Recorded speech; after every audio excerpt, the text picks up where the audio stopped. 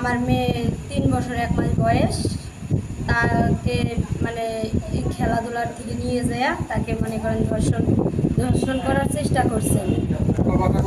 আমার বাসা হচ্ছে উত্তর 32,000 চাপারহাট আমার বাসা।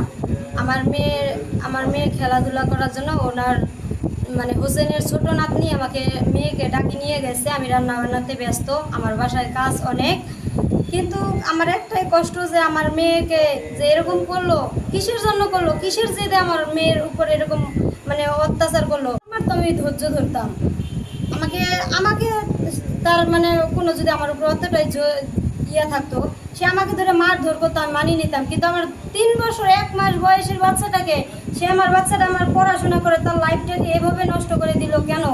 আমি আপনাদের কাছে অনুরোধ, আমি যেন এই বিচারের প্রাপ্য বিচার চাই আপনাদের কাছে, এটা আমার অনুরোধ রইল।